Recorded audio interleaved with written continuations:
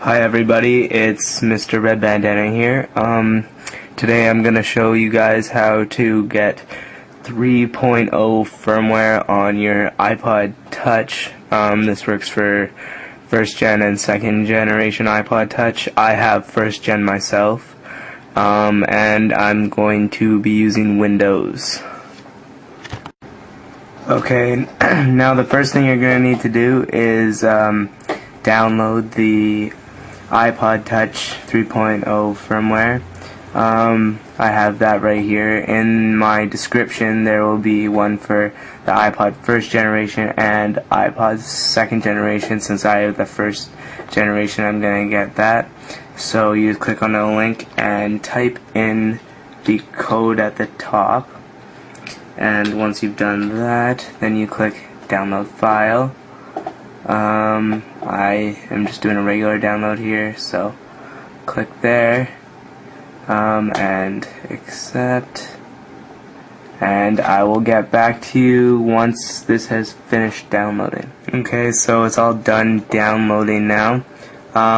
Once you finish downloading it, it will leave you with this zip file called iPod Touch 1G.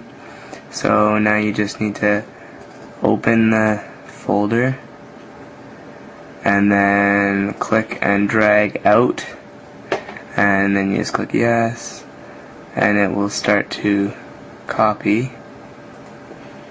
Once it starts to copy, up there it's copying. Once that's done, then I will get back to you and show you the next. Okay, so it's done copying now. Once it's done, you'll have the same thing basically, just it's not a zip file anymore. You'll want to go into there and grab the iPod, the firmware we just got. You want to drag it out and put it on the desktop, close that. Now we have the firmware that we're going to try and put on the iPod. So you want to, at this point, you want to plug in your iPod right here. It's on. Now what you want to do is you want to restart it, and if you are familiar with iPods and stuff, you just have to basically hold the power button right up here and the home button together for I think at least 10 seconds. It'll say slide the power off. You just keep holding it and it'll restart. Then what you do is you let go of the power button, and but you do not let go of the home button, and you just hold it there for a bit, and you should start to hear the chimes of the iPod. There, that's the second one right there. And I'll say waiting for iPod. Now in iTunes, it'll say iTunes has detected an iPod in recovery mode. You must restore this iPod with iTunes. You click OK. So now this iPod is not recognized at all. It's basically just a brand new iPod. And then what you're gonna do is you're gonna go to the restore button right there, but you're gonna you hold shift first and you click restore. Then you go to wherever your firmware is. Mine is on the desktop, so I'll click on that, and I'll start to say extracting software. Basically what's going on now is it's just taking the firmware and putting it on. Once that's done, I will get back to you. Okay, so now it's just at the end of the extracting the software, and it's saying prepare iPod for restore. So you wait, then your screen should turn white on your iPod. That's normal, so don't freak out if this happens, because it's supposed to.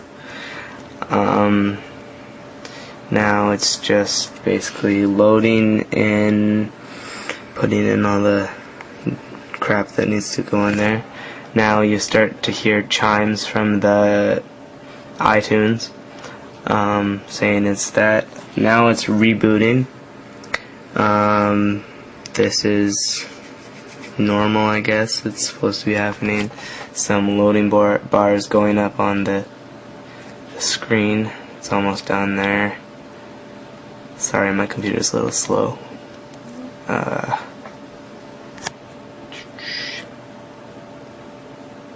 Rebooting still. Everything's good. More loading bars. Preparing for restore, it says.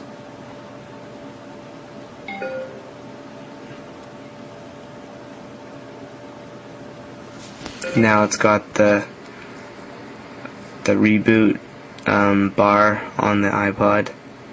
It should start to go up. This may take a while, so I will get back to you once this is done. Okay, so it's done, like, loading now. It said earlier on the screen, I missed that, it said return to factory settings. Now it's just restarting. It's got another bar here, which should go by pretty fast. Yeah, it's done now.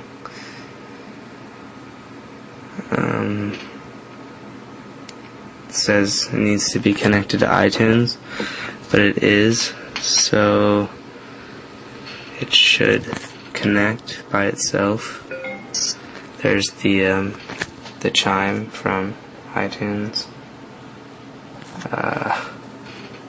Now it's connecting.